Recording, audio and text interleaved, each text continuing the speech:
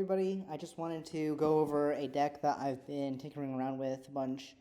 Now, Bert ult is once per turn on the response now. There was a functional errata recently, but with that elephant in the room out of the way, I think this deck is still totally fine. It's still very good.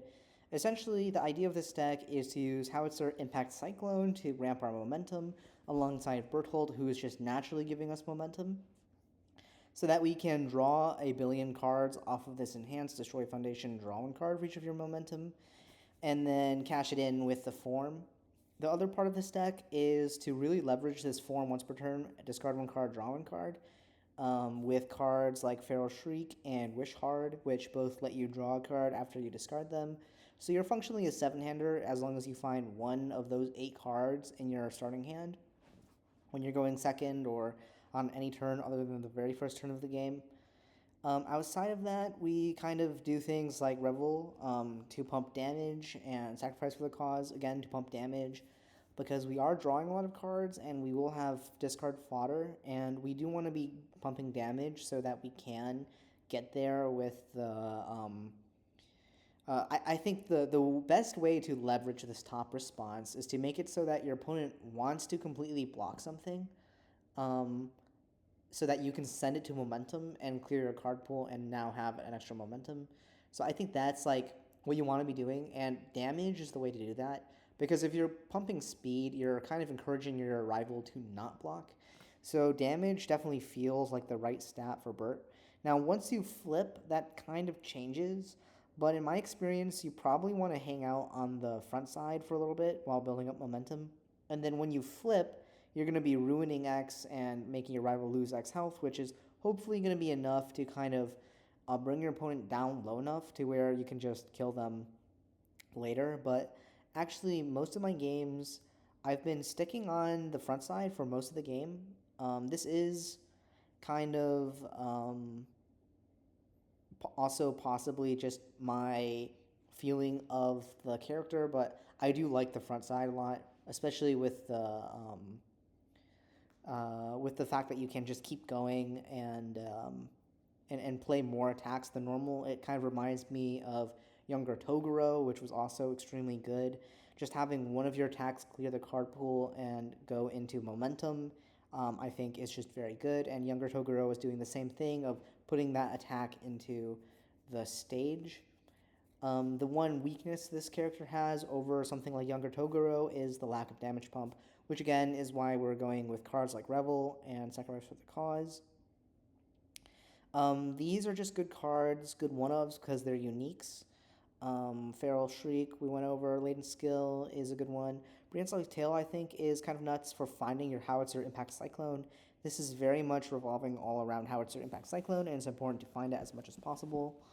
I went with Berthold's Envy here because I do like the fact that this lets you draw 2 and discard 2 random cards. So you're digging deeper. There is another card, I forget the name, where you draw 1 and discard 1, and you can choose which one, but I would rather draw 2 and randomly discard 2, because there are a lot of times, and you're going to be using this card most of the time when you have a hand of all attacks and you want to draw into foundations, or if you have a hand of all foundations and you want to draw into attacks. And so I think that being able to draw 2 and discard 2 random ones, if your hand is full of random attacks, is very good and better than draw 1, discard 1 of your choice.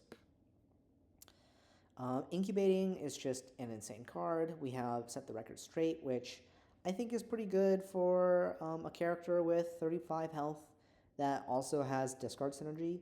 Lust for Battle is another thing you can discard with either the form or just our other discard outlets, just giving our rival -1 to their next check.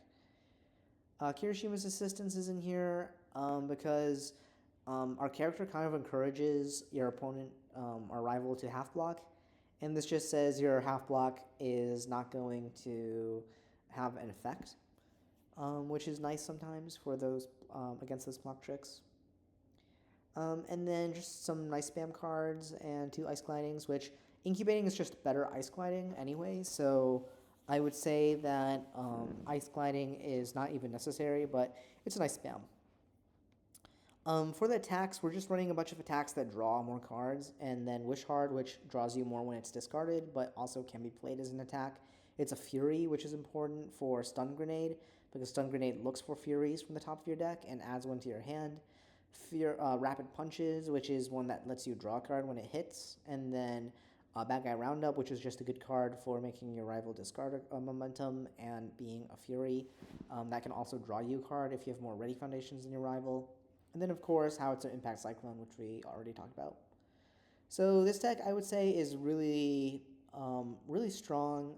I think, though, my intuition, having not actually tested it that much, is that the Chaos version is probably just the way to go, just because a lot of the cards we're running here, like Sacrifice for the Cause, Wish Hard, and Feral Shriek, are all Fire attuned, and those are probably like the best cards to be running from Fire. I think Fire is one of those symbols that is kind of weaker than the other symbols in a lot of ways. So Chaos gets a bunch of attacks that are really good, and what you do lose is this Howitzer Impact Cyclone.